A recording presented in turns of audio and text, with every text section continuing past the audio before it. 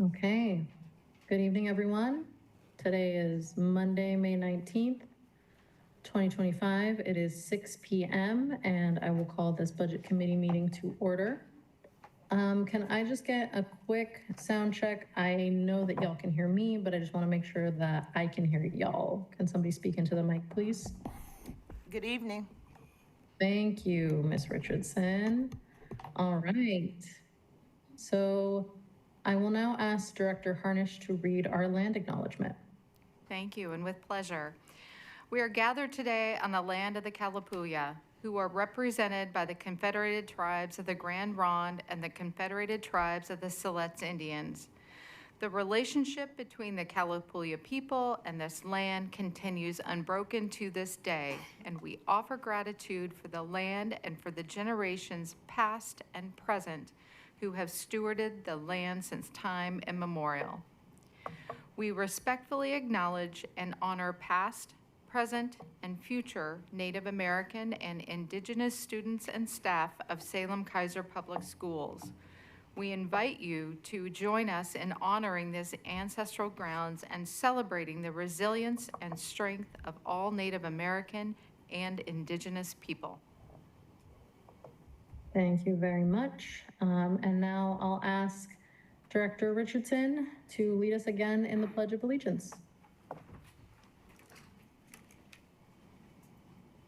I pledge allegiance to the flag of the United States of America and to the republic for which it stands, one nation, under God, indivisible, with liberty and justice for all.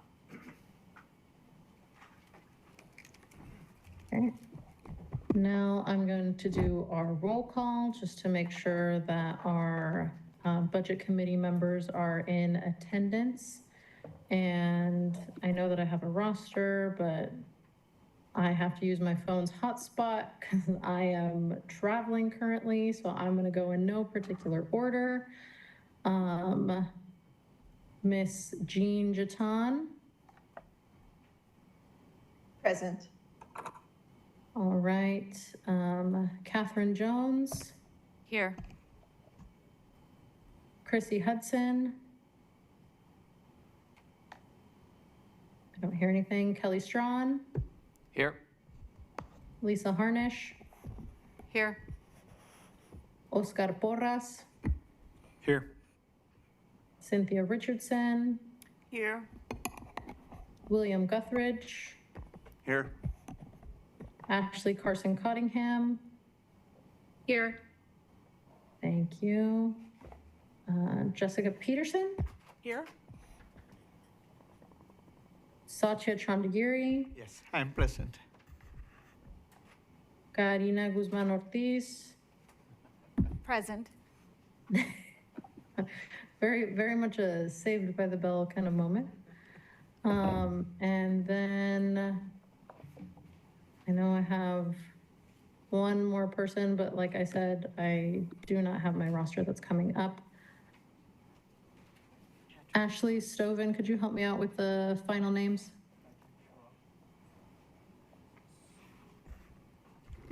Patrick Schwab.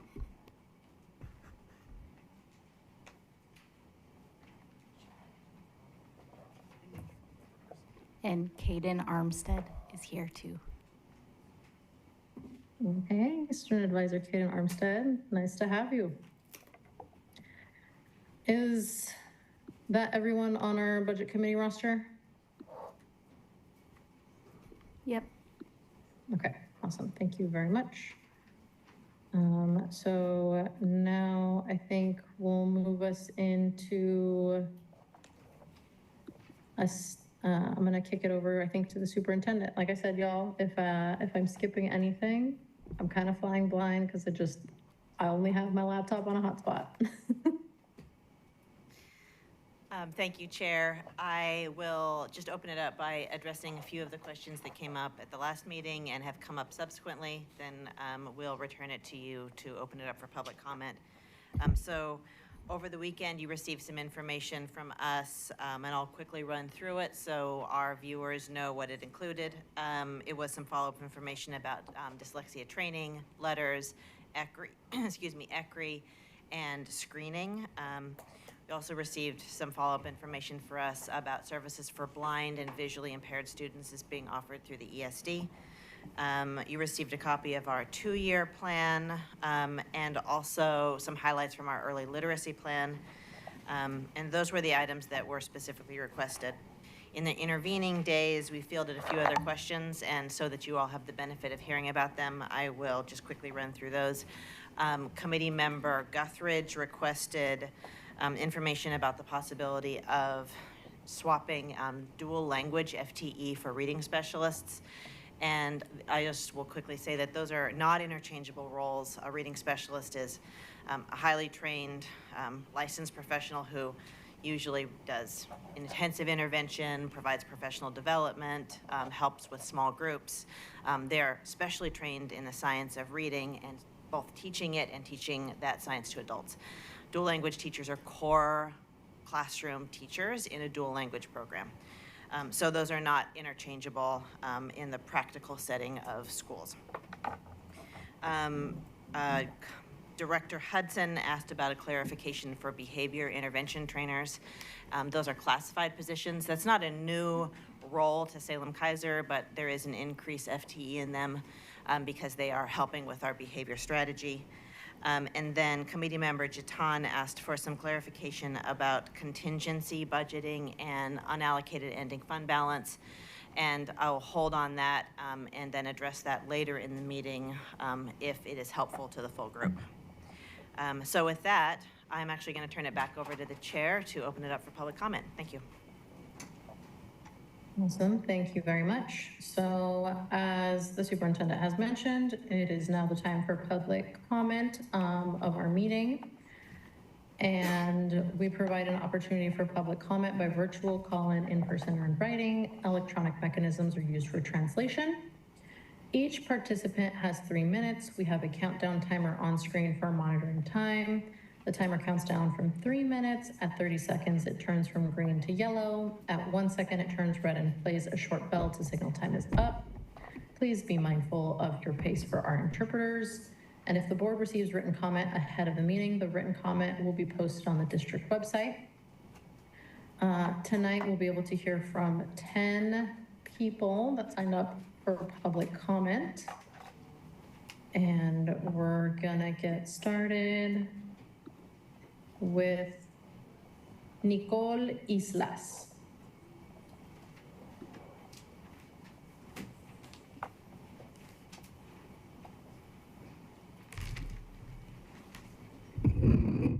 Good evening. My name is Nicole. I am a 6th grader in Salem-Keizer School District. I am here to demand that you keep the free youth passes. I am a daughter of working class parents. The people from my community rely on free public transportation, especially my peers. Shame on you for wanting to cut this resource. The free bus pass helps students like me to go to after school services, doctor appointments, mentoring, and it helps me participate in youth programs out of school. Free youth passes help us get summer resources when our schools are closed and our parents are working. You all say you care about students' reading levels, but your actions tell us the opposite, that you don't want students to learn.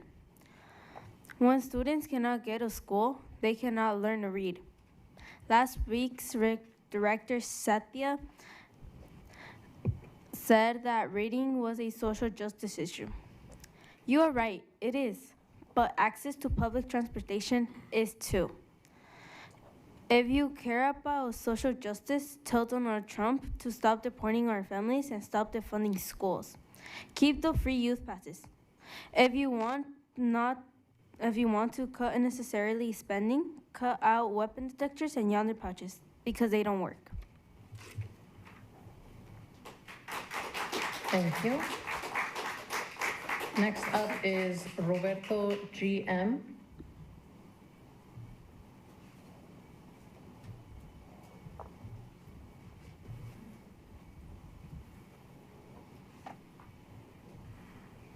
My name is Roberto, and I'm a community member and former Salem-Keizer student. I find it appalling that this board is even considering removing the free youth pass funding within the budget. I find it disturbing that this board would consider removing a keystone program that not only made and makes public transportation more accessible, but would ensure that students get to school on time consistently. I find it quite despicable that I have to tell you all, public schools go hand in hand with public education, seeing that you all are, as logic would dictate, public servants. Let me tell you my story before the free youth pass. I used the bus every day when I left school. I remember rummaging through my backpack for quarters so that I could go home, and when I grabbed nothing, I had to walk through the pouring rain, through the blazing sun, through unrepaired sidewalks. This was a time when my family was going through a difficult time. My grandparents were suffering immensely abroad, and literally every dollar that we had was used to help pay for their medical treatment. I was one of the many millions of students before the free youth pass had even gone into effect that had to choose between spending money to get to my destination or to make it to my destination late, tired, sweaty, or not even at all. When I rode chariots, I would have to pay when my family had nothing. This not only caused me anxiety, but it also made me realize that I was not the only student struggling to pay fare consistently. In fact, there was a peer of mine that was in a similar situation and would occasionally ask me for fare money so that he could go home. When I heard that the free youth pass was in effect, I was relieved that the city and board would actually give its youth a fighting chance for their future, because now, for the first time, students did not have to choose between money and opportunity. The free youth pass, for the first time, made public transportation more accessible for each and every student, regardless of their circumstance, as things should be. So it's deeply disturbing that this board is deliberating on removing the free youth pass. Let me tell you what will happen, exactly what happened to me, but worse. Not only because of a worse economy under Trump, but also because public transportation is more important than ever. If you take away the free youth pass, you will increase youth anxiety a millionfold. If you take away the youth free pass, you will make public transportation even more inaccessible as it already is. If you take away the free youth pass funding, that funding will likely go to programs that are designed to punish and criminalize youth that already have a hard time making it to school. Is it not in your best interest to keep attendance rates high? Is it not attendance rates that help you with funding? Is it not attendance rate that you'll do anything to keep consistent? I demand that you do not remove the free youth transportation. Keep funding the free youth pass so that each and every student doesn't have to choose between reliable transportation and their finances. Thank you. That is Alex B.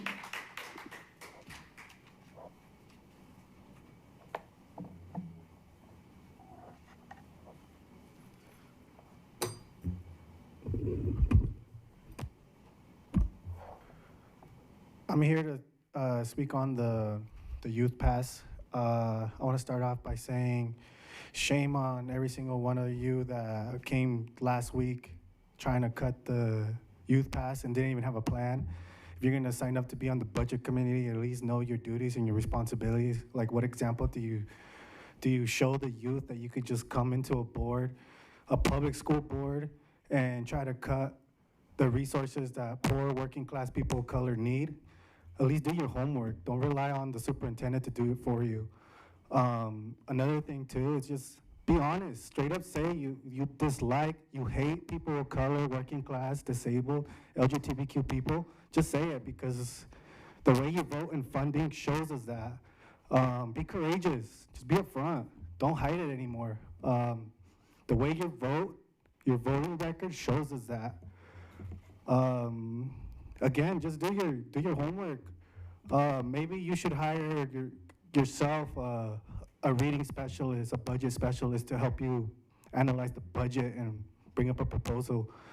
Instead, you're having to get community to come here on a Monday afternoon to defend their resources. Like Cynthia Richardson said, there's a thing called Saturday school, and how are youth going to get to Saturday school if there's no school buses or public school buses? Everything adds up right now with inflation. A lot of your guys as leaders are causing a lot of problems for us.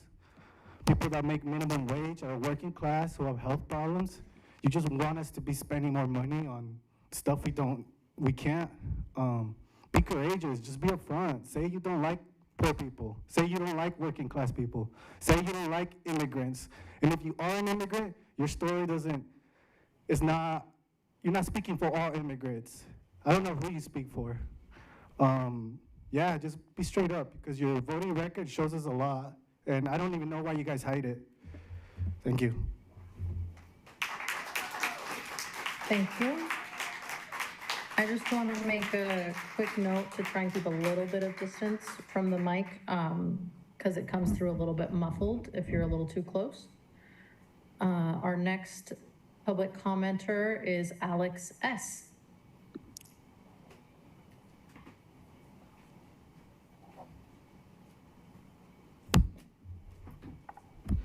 Hi, my name is Alex, a student advocate for 7 years now. Access to education starts with something incredibly basic, the ability to get there. For thousands of students, especially those who are low-income, underserved communities, a free bus pass is not a luxury, it's a necessity. Without reliable transportation, students face barriers before they even step foot in their classrooms. They miss school, fall behind, they disconnect, and all over the time this leads to chronic absenteeism and academic struggles, and in far too many cases dropping out of schools altogether. We have data backing this up. In 2023, the free youth ticket program led to a dramatic rise in students' ridership, with a 66% increase in September and 89% increase in October compared to the previous years. That's not just numbers on a page, it's more than that. It's students showing up, learning, connecting, and building a future. Without free bus passes, these vital resources like education, support system, mentorship, and school meals become out of reach. And it's not about just academics. Students are already dealing with emotional, social, and financial challenges altogether, and now they're gonna be left to be isolated without a lifeline. Connecting or cutting transportation supports doesn't just cut a line on the budget, it's to cut students off from opportunities. It denies them the right to be able to support healing and belonging. We can't say we care about equity, and I mean you all, because you all didn't show that the last meeting. If we believe that students' well-being, we also must ensure that students can simply get there to where they need to be. And it goes both ways beyond the classrooms, because no child should be left behind just because they couldn't get to school. And I think that it's pretty ironic that members on the board and also members of the budget committee are attempting to cut vital resources for students. This is nothing new also. We have to recognize the harm that you all have caused. I think that even thinking about like a couple years ago, it's pretty funny that I actually I put an application to be on the budget committee because I had a feeling there's people like you all who are going to be trying to take vital resources for our young people. And I think I'd like to second what was said earlier. The fact that I have to be here on a Monday, the fact that these students have to be here on a Monday to be able to fight for their resources is incredibly shameful. You all should be ashamed, Satya, William, Chrissy, and Kathy. You all should be really ashamed that you are forcing students to be here to fight for resources, which are the bare minimum. These aren't even enough. And I think that it's just not fair that you all are trying to use your identities, trying to use the resources you have here to be able to take away the opportunities for young people around Salem-Keizer. Thank you. Next up is Alondra Sor.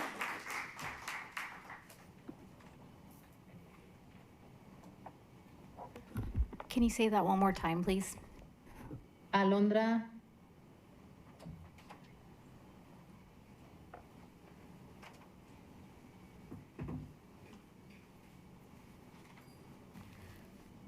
Hello.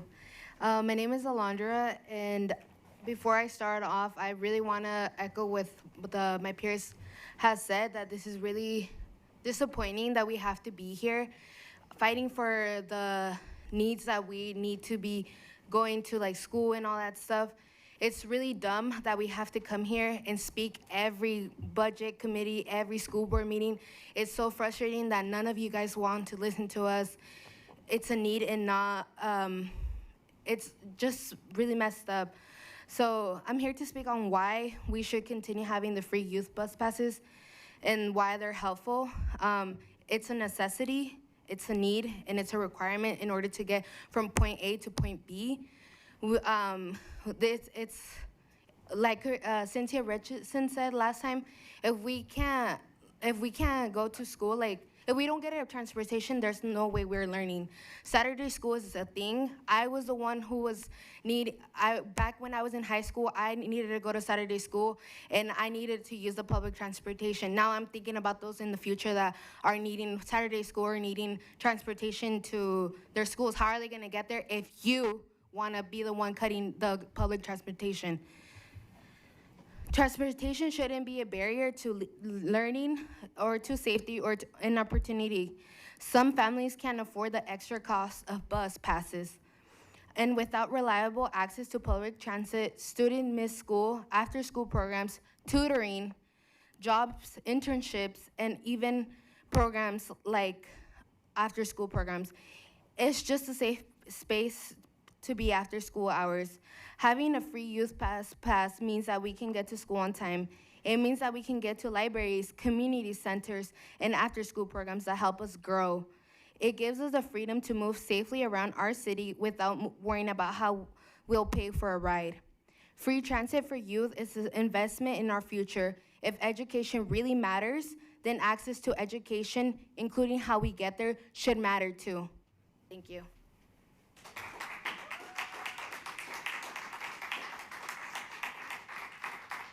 Thank you.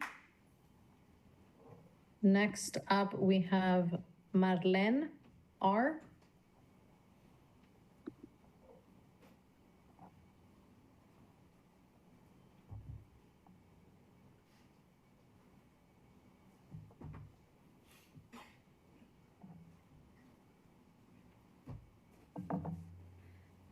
Hi, I'm a product of the Salem-Keizer School District. I graduated in 2020. I graduated with my bachelor's degree in history last spring, and now I'm a PhD student studying history. And I want to talk to you guys about history today, because what you guys don't realize is that the people who voted against keeping the youth bus pass, you guys are going to go down in history as horrible people, despicable people.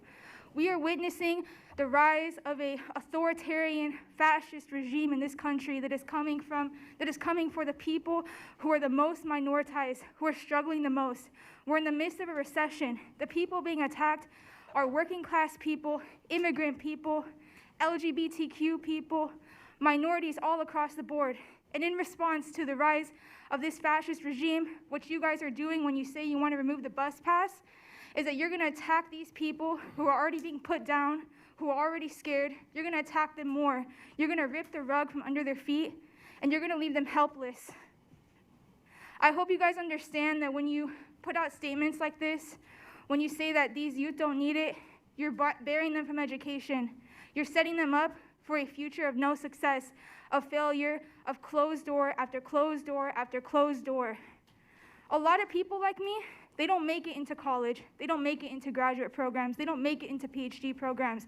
You know why? Because of people like you who put barriers day after day after day to where they have to spend their Monday evening fighting for basic rights. That's despicable, truly despicable. And I'm the one who sits here and writes the history, and all of you guys will go down as people who supported this fascist regime, people who supported fascism, people who supported attacks on the working class. Don't claim to be an ally to the community that you're attacking with your very hands. Don't claim to support immigrants and people of color or anything else if you're just performative and you don't do anything with action. If you need to cut budgets, start cutting the administrators. Start cutting the salaries of people who don't need more money. Stop cutting basic services. It's truly despicable to have Satya, to have Chrissy, and all these other people, Kathy, all these people who claim to be allies, claim to want student success, yet you're doing the exact opposite because you don't really want student success. You want students like me and all these students who are still in school, who have futures ahead of them, you want them to have no futures because you're racist. You hate people from our communities.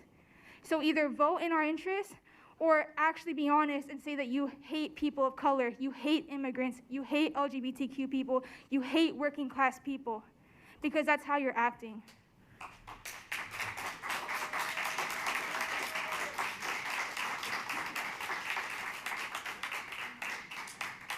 Okay, next is Aaron IF.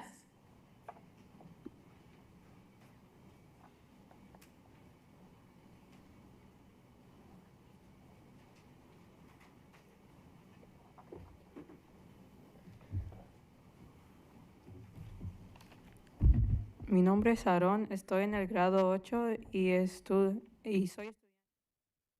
My name is Aaron. I am in the 8th grade.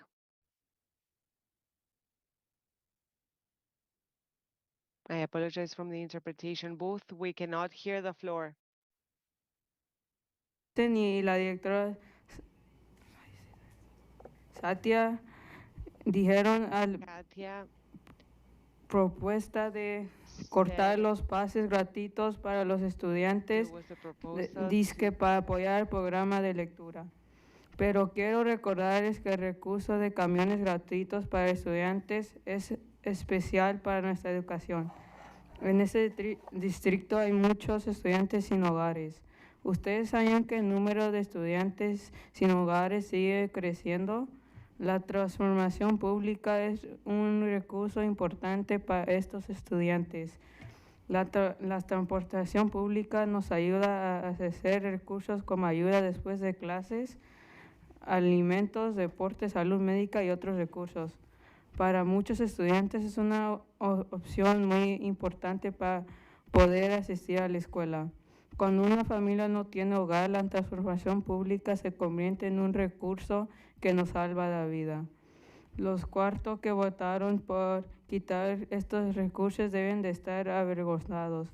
Ustedes no conocen nuestras necesidades y no apoyan a los estudiantes de clase trabajadora. Mejor quiten los detectores de metal o quiten los Janner pouches. Algunos de ustedes apoyan a Donald Trump. ¿Por qué no le piden a su presidente que deje de cortar los recursos públicos? Y lo digo otra vez, no corten el fondo para transformación pública gratuita para los estudiantes.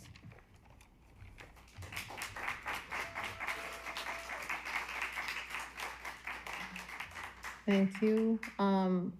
I'm just gonna ask from that last speaker if maybe we could get a copy of the written comment. Because at least on my end, it sounded like the interpreters from Spanish to English weren't able to catch some of that. And I just wanted to make sure that folks were able to hear the public comment.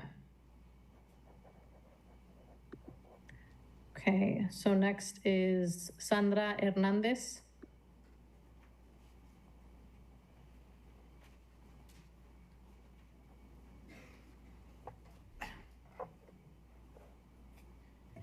So last week, a school board member and district budget committee vice chair Chrissy Hudson proposed cutting the free youth public transportation pass, which was implemented in 2022 after years of youth-led advocacy. This resource benefits thousands of children and families in Salem-Keizer School District. It is extremely disappointing to see that 4 budget committee members voted in favor of this proposal, including Satya Chandragiri, Catherine Jones, and William Guthridge. I hope your votes were out of ignorance and not towards hate towards poor and working class children.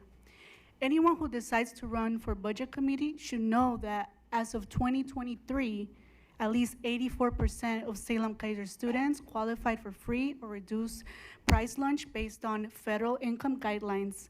This is why, as of 2024, Salem-Keizer Public Schools participated in the Federal Committee Eligibility Provision Program, which provides all students attending public schools in the district with free breakfast and lunch.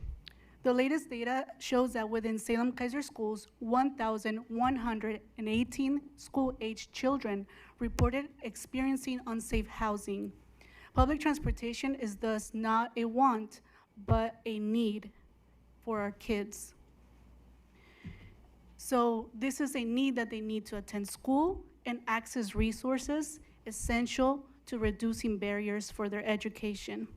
Based on data and also my professional experience as someone who provides services to dozens of low-income students, many of who qualify for IEP from Salem-Keizer School District, I know that children and youth who have access to free public transportation have a better opportunity in obtaining resources like education, healthcare, academic support, after school, during the summer, and for Saturday school.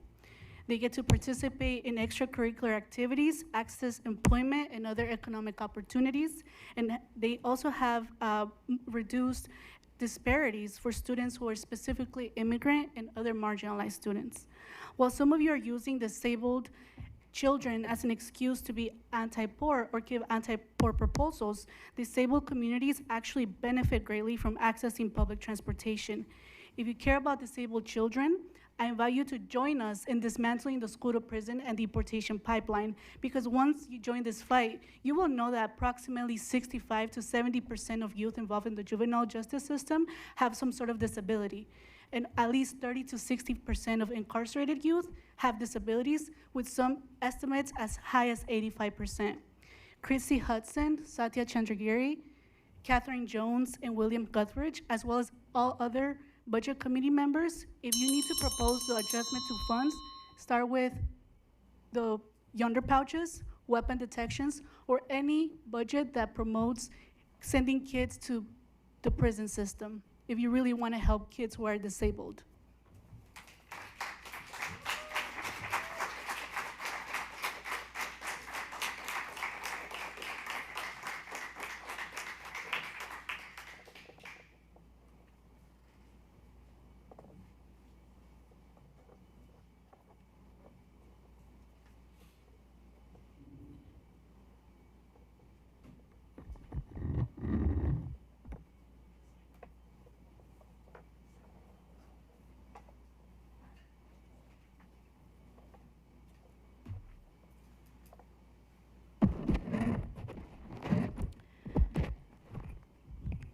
Salem-Keizer Public School Budget Committee, it's time as public officials to serve the working class, not the business elites, and not whoever funds you or your campaigns. Equity means access. Chrissy and Satya, we see through your fascism, and there's too much at stake for you to take away essential services and resources away. This resource is used by thousands of students throughout the year to access resources within school, to go to school and off campus, including healthcare, reproductive services, and to participate in extracurricular activities. While the school district faces budget shortfalls, there are programs that should be cut to fill in those shortfalls. This includes the yonder pouches and the weapon detector programs, which could give us back over nearly $2 million a year. Voting against public transportation is anti-poor and ableist. And I'll say it again. Voting against public transportation is anti-poor and ableist.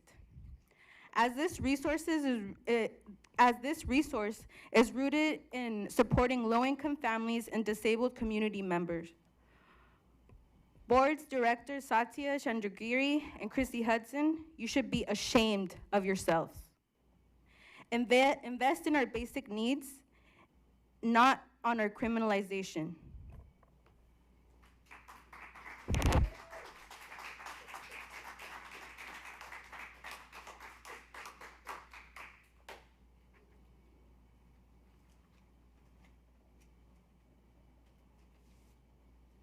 Leon?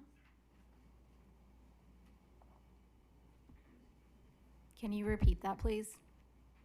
Our last public comment for tonight is Leon. It's Leo MJ. Oh, Leo MJ, sorry.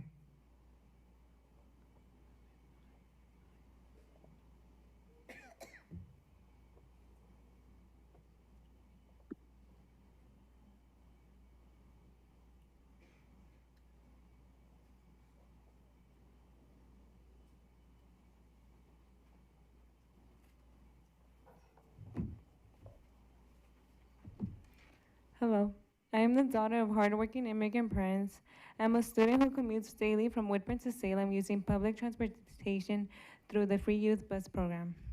For the past few years, these passes have not only allowed me to access clubs, programs, and educational opportunities in Salem, but they have provided crucial financial relief for my family. My parents work long hours as they leave home at 7 a.m. and return around 5 p.m. My parents do not have the flexibility to drive my siblings and me back and forth. Therefore, public transportation is the only way we can participate in leadership opportunities and gain access to educational resources. When students have their basic needs met, like safe, reliable, and free transportation, they can thrive and learn. But when the access is taken away, so are their chances of success. Not all families can afford cars, gas, or extra time in their day. Taking away free youth bus rides doesn't just make education and extracurriculars less accessible, but it builds financial barriers that working families cannot overcome. I urge you to recognize what this program means for students like me and families like mine. Keeping youth bus rides free is a necessity, and students need this in order to succeed. You guys should take off the metal detectors and yawn approaches, as you guys are trying to target programs that are essentially helping poor working class children.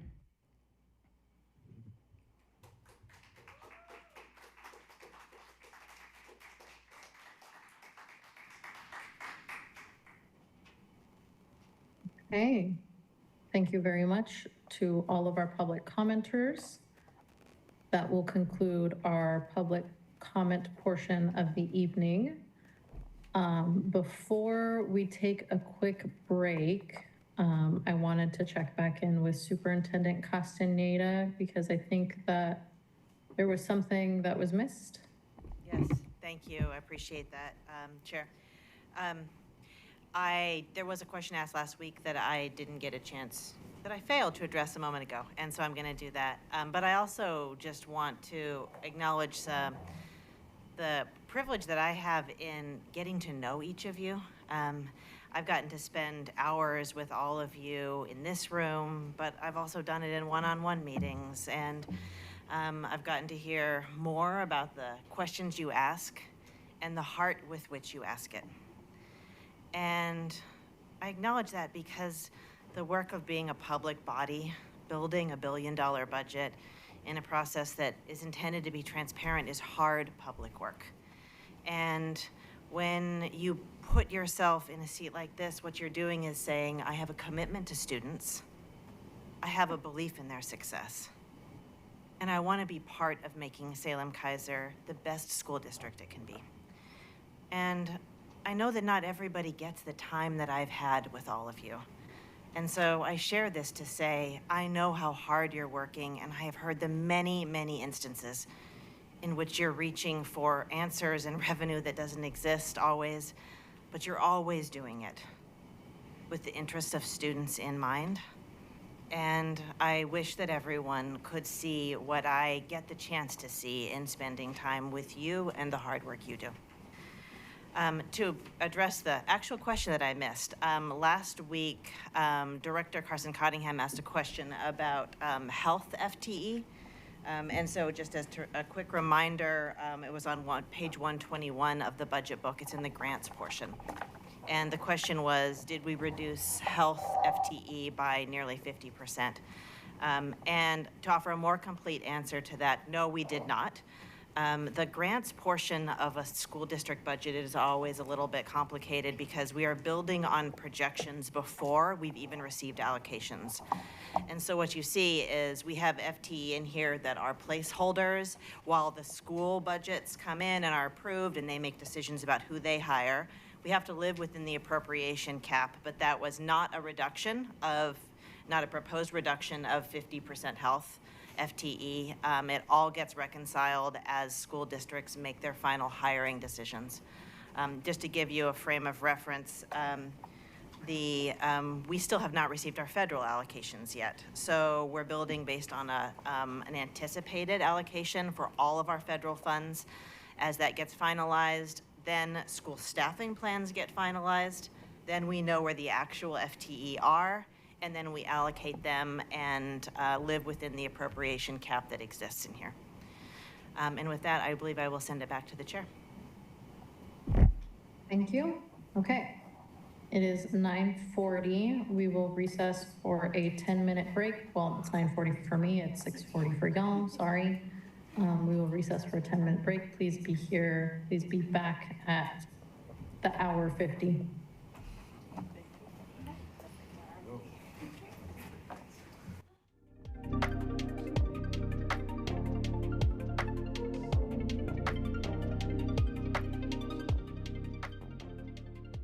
Hey, folks.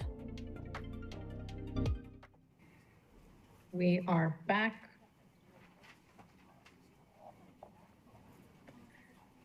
Now, I know that we are all learning through this process, so I think to make it a little bit easier this time, we're gonna do just 2 rounds of round robin for discussion. If folks have additional questions or anything, I want to make sure that everyone has the opportunity to get their questions addressed. If folks have a proposal to modify the budget, we'll go straight into the process of voting whether or not, as a committee, we want to move forward with the proposed changes. And then, as a reminder, I'll make a list. We can propose the changes.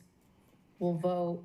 If we have 6 people that think this proposed change should be on the list, I'll write it down. We'll move on. Other people can make proposed changes. At the end, once we finally have like a list, we'll vote to move forward with any of the proposed changes. And with that, we'll need a majority. So we'll need 8 votes. But just to have the proposed change on the list is just 6 votes. Okay. Does that make sense to folks? You are all very small on my screen, so a thumbs up would be great. Okay, I see thumbs up. So I will open it up for discussion. Do we have additional questions? And please raise your hand high. Yes, Catherine. You do. Good job seeing me, even though I'm small. So I do have one question. Well, I have 2 comments and then a question. The comment I had is I really like the plan that Salem-Keizer put forward to address the low math scores and the low reading scores. I read through it. I thought it was a well-developed, very solid plan, and I was really relieved, I think, to see that there's a plan in action to get to these kids. And there's not a lot to do until we know the data, until we know if it's working. So I did move the letters curriculum. I looked through it, not that I'm an expert, but I did move it to people that are experts at dyslexia. And they said it was a good program, and letters can even do multisensory techniques with students that have dyslexia. So I think that that's fantastic, and I'm very excited. I'm very grateful that the district has moved on something, and I really can't wait to see the results. I just have 2 requests, and they don't require money. But if I may, the first one is to help in the IEPs for those with dyslexia, if they can help get their Chromebooks into dyslexia font. A lot of times it's easier for them to read. There is text-to-speech, but a lot of them don't like using it because they're in a classroom setting, and then just having your computer read to you in front of your classmates. For any 6th grader or 7th grader, that can usually kind of shy them away. So That's good. And then also just to look out for and apply for grants. Richard Bronson has quite a few grants. U.S. Department of Education. I don't know how long those are going to be around, but they have grants for materials and technology, and sometimes like Kindles or something that can be in dyslexia font are a lot easier for kids. So just to look into that are my 2 requests. My question is that, okay, so the conversation last year was really intense because we were cutting people. And I think that in large part, well, obviously in large part, because we did that, we are one of the few school districts that doesn't have a budget crisis right now in Oregon. So the question that I have is, we lost teachers and we lost support aides, but now we're adding 66. So why these 66, and is there any overlap to the people that we lost last budget cycle? There's multiple elements of this, so let me work through a few of them, and then I may ask the team for help. So starting with the why 66. I think it's a difficult and important question because underneath it, at least for me, it is, should we be stepping into more FTE after a period of having just gone through a very difficult reduction? The 66 that are reflected in the Gen Fund FTE increase are what we think of as hopefully very targeted to address urgent need. And we've talked a little bit about behavior. Of those 66, the majority are serving students with disabilities, they're serving students with behavior needs, and they're core classroom teachers in dual language and English language learner classrooms. Those are critical needs for our system. Some of them are reinstatements of positions that we cut last time because we didn't get it quite right. We really tried. But there were a few things that we missed, and so the board might remember that over the course of the last few months, our library media assistants have been coming and saying, this was cut too deep, this job is too hard now.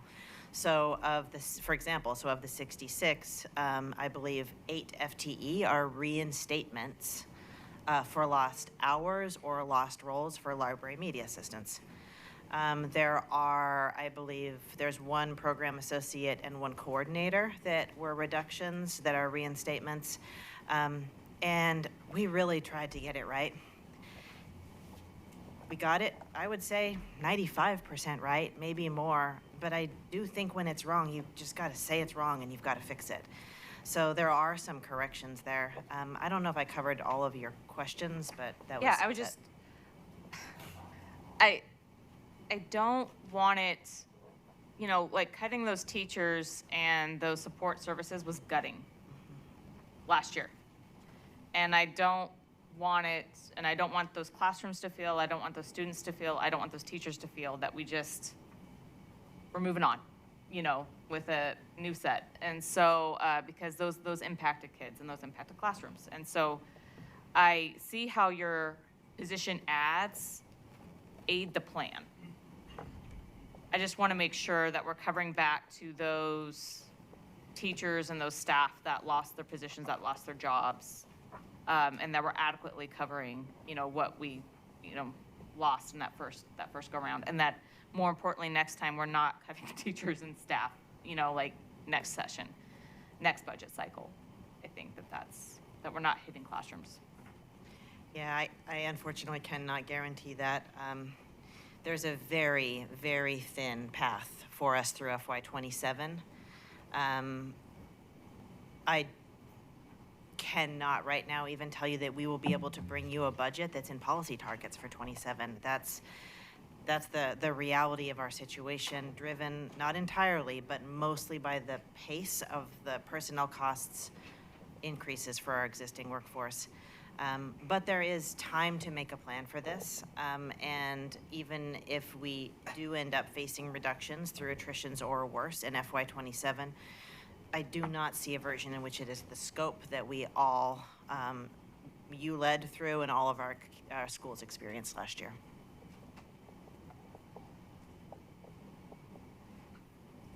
Okay. Other questions?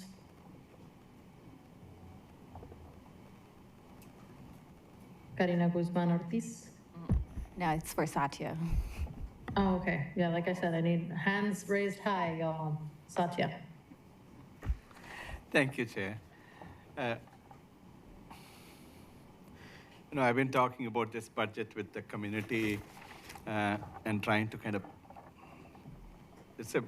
you all have done a good job. So at the end of the day, it'll be like $1.15 billion budget roughly. And we'll be serving 37,189 students altogether. So I really want to start out by saying thank you to all the taxpayers for their generosity, because that comes to $30,923 per student. So we cannot do this without all the taxpayers' generosity, whether it's single mom working hard and paying federal, state, whatever local tax, it all comes from you. So the bigger question is, we're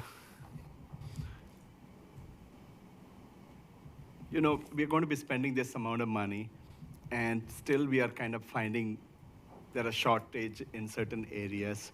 So, for example, last year we spent about $48 million we set aside for mental health and behavioral health. And this year it's going to be $53 million, even though we have 700 students less than that. And if you're going to keep that trajectory going, it's not sustainable. So the other question is, we are going to be adding a community health and wellness specialist who will help, at least part of their job will be to set up a Medicaid billing or some way to recoup from the Medicaid or CCO.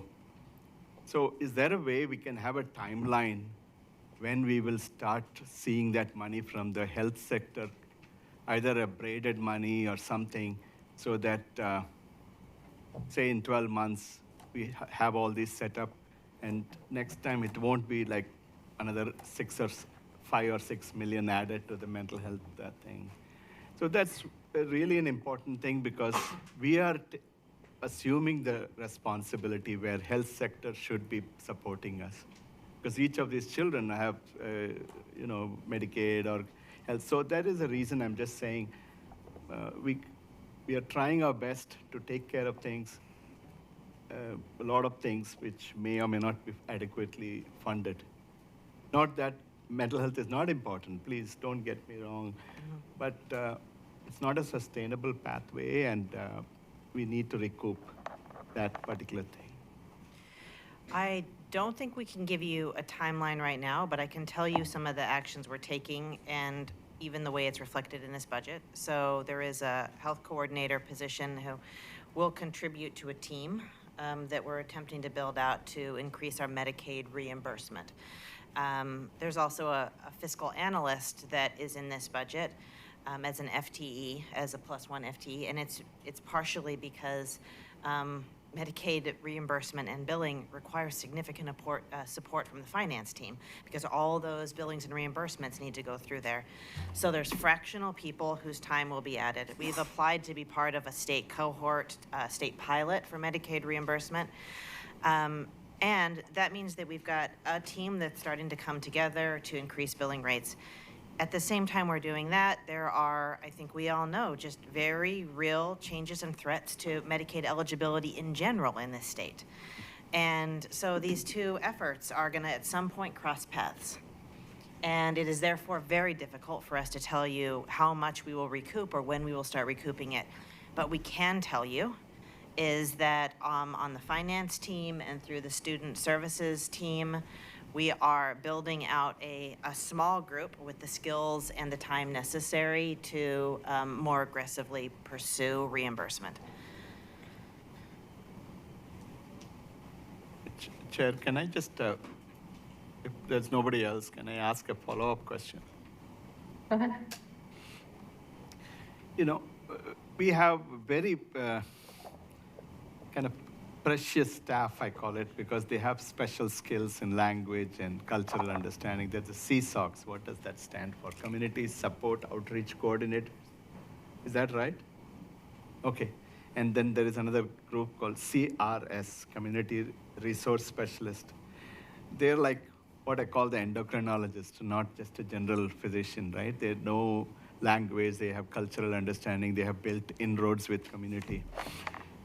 But I wish we had more, but we don't. So because, if you take Pacific Island, there are so many islands. Every island speaks more than one language. So you don't, just because we call it one group, doesn't mean everybody understands each other. So if we were to, in a targeted manner, we shared lots of money, we could probably have more.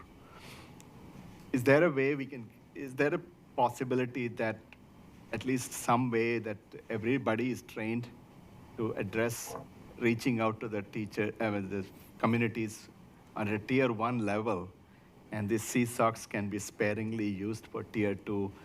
Because, schools are often good at engaging those families who are already engaged or show up for events. But large number of people are not engaged. They are either home or they just don't feel the agency enough to kind of show up in school-related activities. So, because even if you go to some of these activities you see, it's not really complete population is not showing up.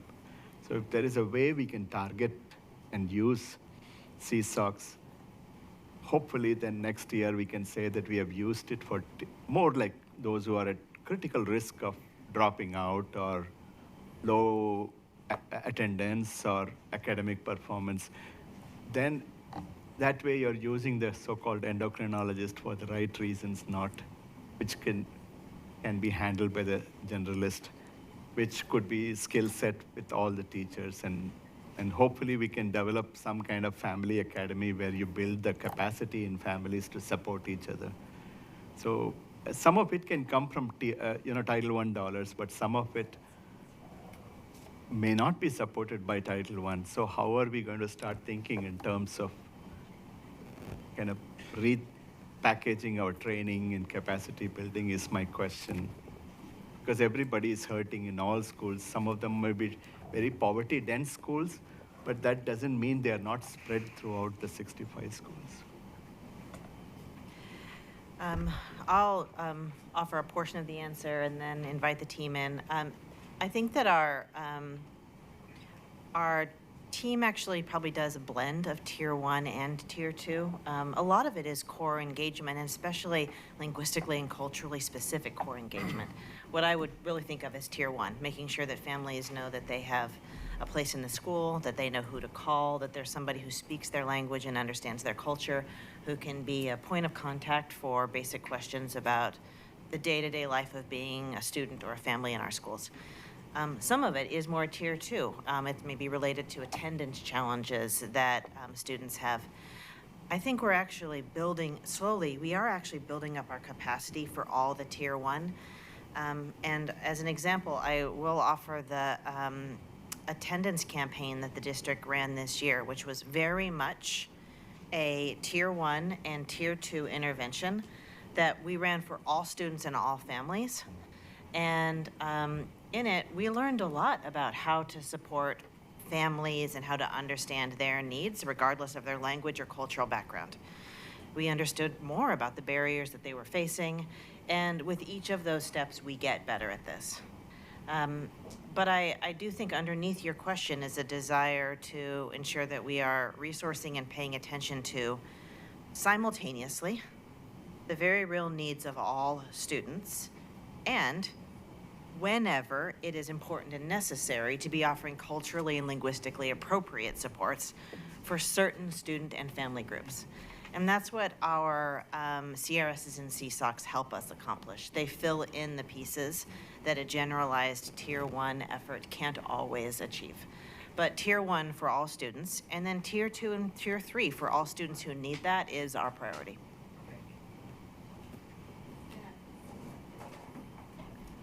And the only thing I want to add to that is also to remember the important work that happens in the schools, in tier 1 and 2, around attendance, supporting kids that need a little more, that come from any of our cultural backgrounds and all of our 121 languages that we speak in the district. So the CRSs, the CSOCs, the social workers, our crisis response team are all coordinating resources and support so that we know school is going to take care of tier 1 for these group of students, and there's 5 families that need a little more, and then the social worker is going to take care of that, or the CRS. So there's a lot of coordination and partnership that happens between all these departments to make sure that we are attending to the needs of the families. We're also not overwhelming families with too many resources or too many people contacting them. And then, they get what they need so the kids can be successful in schools.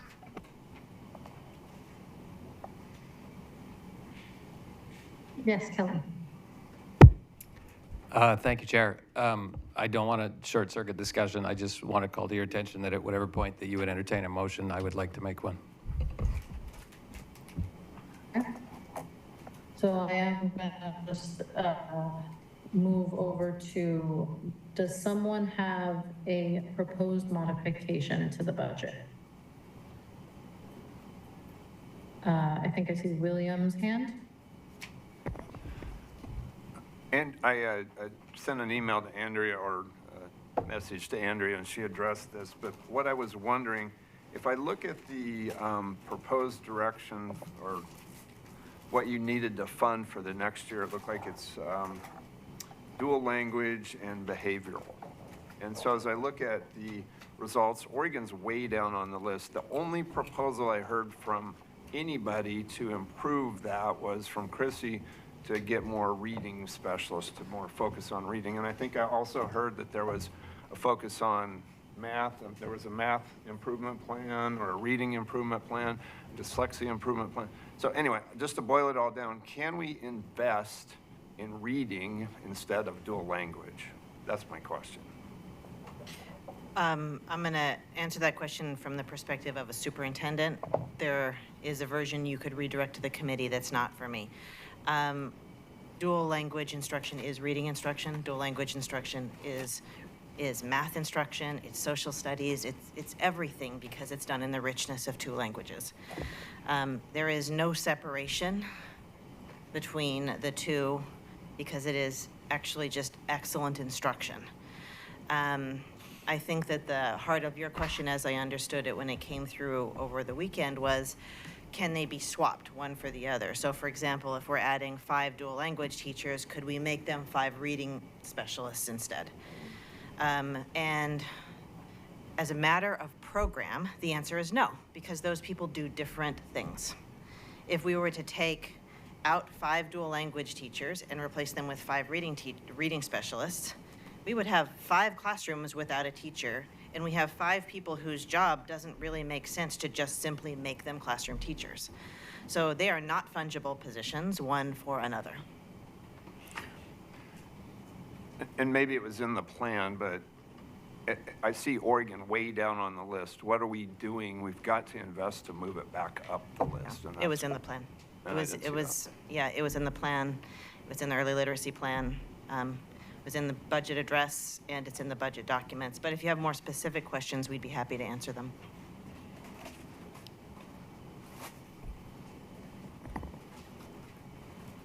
Okay. I see Jean's hand up first, and that's Cynthia. Jean? Okay. Chair, did you mention my name? You kind of got cut off. Oh, sorry. Yes, you go ahead. Thank you. Chair, members of the Budget Committee, I first want to just start out by just saying, I want to thank the superintendent, the finance team, and the whole staff putting this budget together, this proposed budget. You can really tell the long hours that they have put in. I know there's tremendous amount of analysis and really good planning dedicated to the needs of our staff, our student, and our community. What I'm proposing is just an adjustment, more on not the amount, but how we structure our reserves. So we don't want to reduce our financial safeguards, but what I'm looking at is not to strengthen them for the long term. What I recommend is we allocate, if you go to page 30 of the proposed budget, is we allocate $13 million from our contingency line item to the unappropriated ending fund balance, function 7,000 in the general fund. So what we're doing is the shift is from the reserves is 100% from the contingency to 75% contingency to 25% unappropriate ending fund balance. We're still having or maintaining our $53 million reserves. But what we're doing is we're putting $40 million in the contingency and $13 million in the unappropriate ending fund balance. So I'd like to talk a little bit about what the unappropriate ending fund balance is about. Unappropriate ending fund balance is just what it says, unappropriate, meaning it does not give the district a spending authority during the fiscal year. It is more for the following fiscal year. So it is meant for that long-term fiscal sustainability, not for that short-term operations, which is the current budget. It works as a buffer. It's a buffer for future years. And it also shows our district is thinking beyond this current budget cycle. And as we have heard from the superintendent, there's a lot of changes and things happening for the budget year 2027. We have in Oregon Superintendent Andrea may clarify that part, but we have the state school funds distribution rules. And usually within school districts, they put aside about 2%. At least 2% in what is called the unappropriate ending fund balance. So that $13 million that I suggested is about 2%. It's actually like 1.88 when I calculated it. And so what we're doing again, $40 million is in the contingency. What that means, we still have that flexibility. So during the fiscal year, you have the appropriation or spending authority within our district. Things happen. So our board has that accessibility to approve. We have that flexibility. We don't know much about what revenues are going to come in. These are all estimates. That's why it's called the proposed budget. So these are estimates. We don't know exactly how much revenue is going to come in the current fiscal year. So for any unforeseen, if we have Federal Reserve changes, we're not sure of the dollar amount, this is what we do have that flexibility within the contingency portion. So in summary, my proposal is to keep the total reserve level. So that's still the $53 million. We're adding that long-term financial discipline, which is the unappropriate ending fund balance. We're keeping that $40 million in the contingency for the current fiscal year. And we're also aligning within the state fiscal standards. And with that, I respectfully ask for your support in this. Thank you, Jean. Superintendent, is there any response that you want to make to this proposal or anything? I would like to respond, and I also just want to clarify, make absolutely sure I have the correct notes. So your proposal is to move 13 million of the 53 in contingency down into unappropriated ending fund balance. I do want to just pause here. I have had the benefit of spending significant time with Jean, then significant time with the president of the Oregon School Business Officers Association, and significant time with the finance team. So I am now at a point where I really do feel that I understand this. I want to pause and explain it more fully here. Jean, if I get anything wrong, I trust you'll jump in. So the contingency funding allows us, in the event of need, to be able to tap into this money because it's fully part of the approved budget. It's been appropriated to us. We can use it as we need. Now, sometimes this means we still have to come back to you with the supplemental budget, but it is there for use in the event of emergency or even just a fairly routine event. We have looked into it, and we have in different ways touched contingency about, I think it's about 5 or 6 times since 2010. Most of it was during the recession years, when it was actually just really, really hard. There was a run where they were cutting the budget every year for like 5 or 6 straight years. When it is moved from contingency into the unappropriated ending fund balance, what it means is that almost no matter what happens, we can't touch it. So to give you an example, by statute, for us to use it, it needs to qualify as an emergency situation, which is specified as a public calamity, a natural disaster, a civil disturbance, or an involuntary destruction of property. So those are the 4 things that would qualify us to be able to use it in an emergency. I think that the proposal that Committee Member Jatan is bringing is actually one that's really helping us build our capacity for careful management as we enter a possible period of austerity. This could be the first of multiple years in which we are looking at difficult budgets, and she's encouraging us to have the internal controls, the budget committee expertise, and the eventually approved budget that helps protect our reserves against anything that a superintendent or maybe a board wishes to do. I do want to just quickly underscore a couple of things that we should be aware of as we talk about this. So one is that we are in a period of uncertainty. If we lock money into the unappropriated ending fund balance, short of a calamity, we will not be able to access it. That means that if for some reason we have a problem with paying our staff and that unappropriated ending fund balance is the only money we have at our disposal, we cannot access it. Now, I don't anticipate that that will happen. In fact, it is nearly impossible for me to fathom how that could, but I need to be clear that once it's there, we cannot touch it. That's why it's important that the shift is proportionate to the moment and doesn't move so much in that we limit our own ability to respond to things that could happen. For example, significant changes in federal funding. That could happen to us. I think that the proposal to move $13 million into the unappropriated ending fund balance would create a contingency fund that is a little bit less than our current policy of 7%. It would drop it down to 6%. So it's moving about a percentage over. That still keeps us within Oregon range, which is between 5 and 8. And it does move us towards tighter board and budget committee established controls.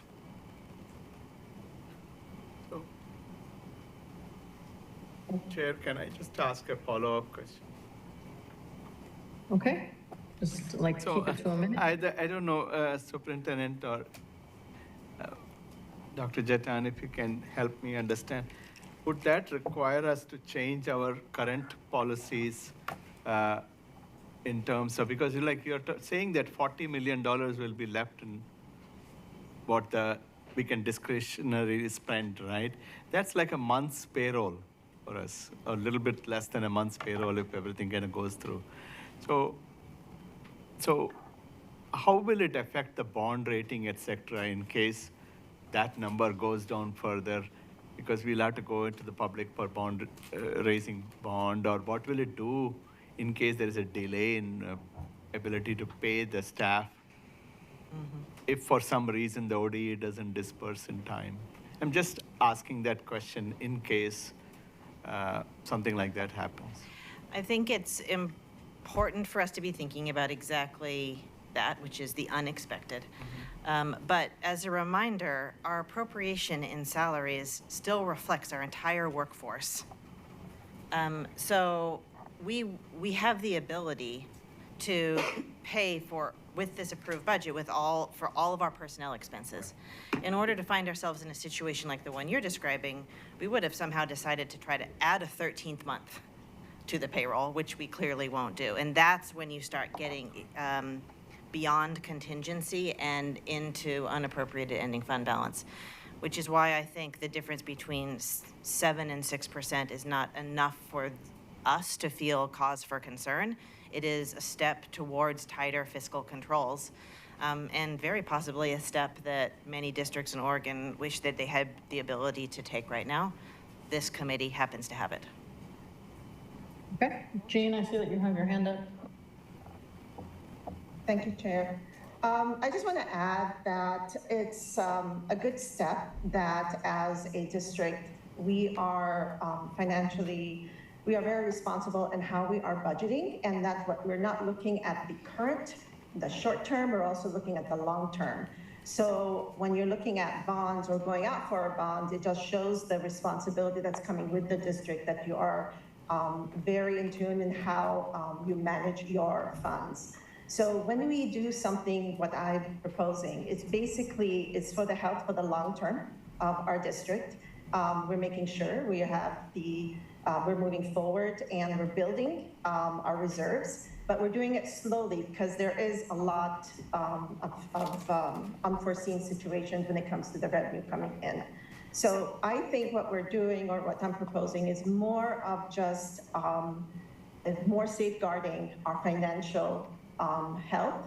And it's a small step, but I think it's within what the districts, the school districts also proposes. As I mentioned, they propose at least 2% in an unappropriate ending fund balance, which is, again, money that you do not spend during the fiscal year, but you're more reserving it for that next fiscal year. Thank you. Okay. So, Jessica? Thank you, Chair. In regard to the spending of the unappropriated, who determines the 4 categories? Like, who makes the determination if it falls in this category? And then what is the process of accessing that funding? Is it something that happens at a board meeting? Is that something, and how quickly? So if something happens, how quickly can we actually access that money to make a difference? I think that is actually an excellent question. I'm not sure when it last happened to Salem-Keizer.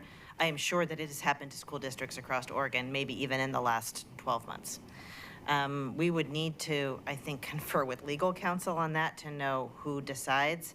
The statutory language, I think, gives us a feel for it, though. You know, like, I'm not really technically sure what qualifies as a calamity, but I think we understand what a natural disaster, the unplanned destruction of a building is. Those are, I think, things that we probably could work with legal counsel to define. I do want to also just reiterate that this doesn't take all of our reserves and lock them into a place we can't access. It still leaves $40 million in contingency. And even with contingency, we still have to come back to the board for a supplemental budget. So there isn't an absence of buffer, and there isn't an absence of controls on either side. We had a fire, Tangent School District. The whole schools were burned down. The whole town was flat. It's plastic, but yes, don't even. Okay. It looks like Jean has her hand up. Maybe you have a response to that? I just wanted to add with what Superintendent Andrea mentioned. So the districts follow what's called the local budget law, and they do define what calamity or an emergency situation. So it's a matter of just going, if there's, the governor makes a declaration such as when we went through COVID, or the building or mayor declares such an emergency, that is something that can be where you can access the possibility with the unappropriate ending fund balance. Also, I just lost my training of thoughts. I was just thinking about something and it just went away. But I just wanted to let you know that it's an immediate, once something is a calamity and it needs to be done right away, it can be a point, it depends on the situation, that a resolution is just needed to be passed immediately. Okay.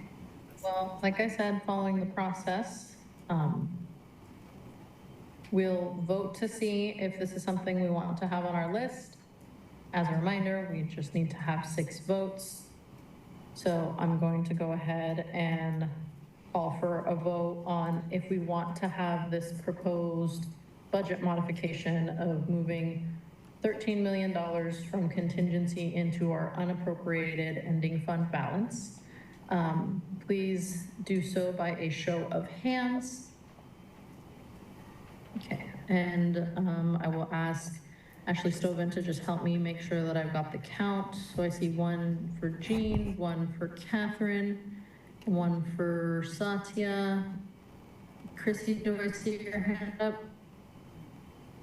Yeah, okay, right, thank you. So I'm counting 4. Ashley, are there any other hands up in the room? No. Okay. So unfortunately, this proposal does not get put on our list. Thank you, Jean, for the recommendation and for encouraging really strong fiscal controls to the budget. I would just like to state that, like, personally, I do feel relatively uncomfortable with the amount of money that we regularly stay on that is not directly supporting, not able to go into directly helping our kids. And so I think I feel comfortable with where our contingency is currently, but I do appreciate the recommendation and the proposal. Okay, now I'm going to go back into asking if there are other proposals to the budget. And I'm going to sit for just a few moments.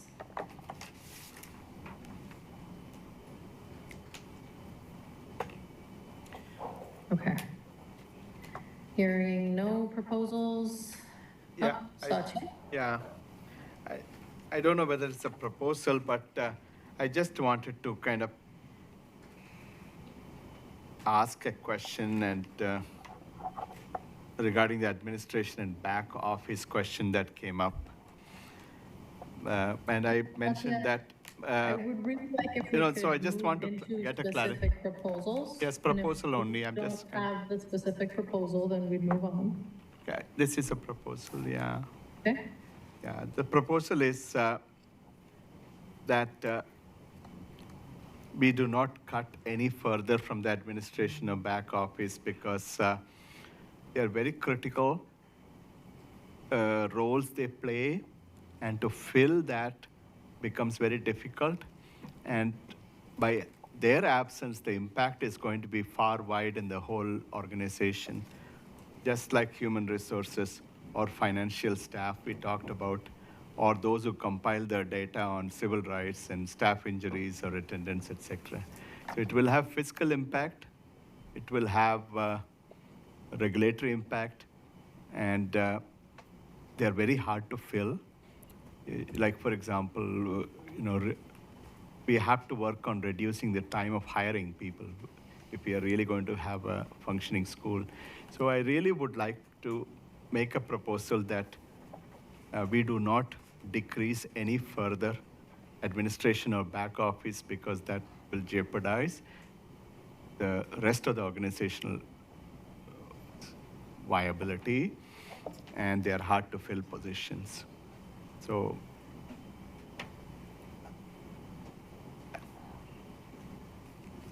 Okay, so if I understand it, your proposal is to maintain the budget as presented.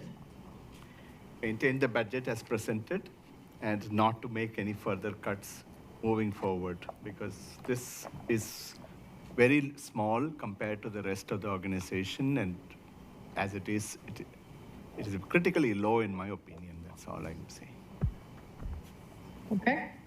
Well, Kelly, I do believe that you said that you had a motion, so we'll go ahead and bring that to the table.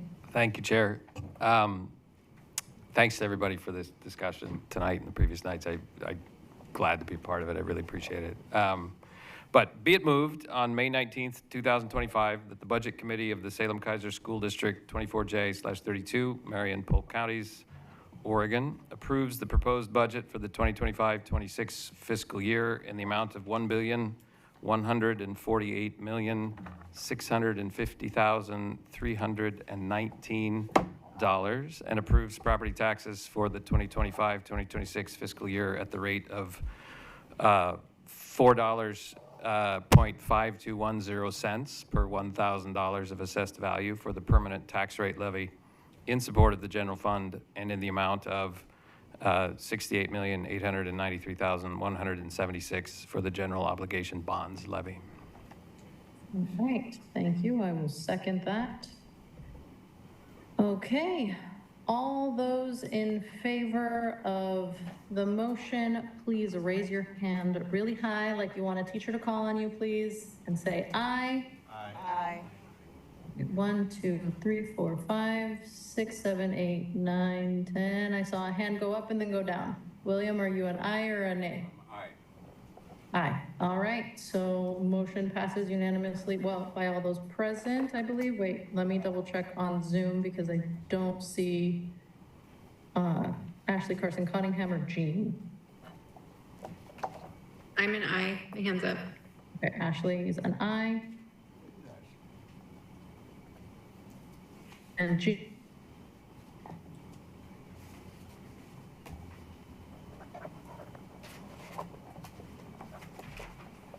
Jean, I see her hand is up. Okay, so the motion does pass unanimously.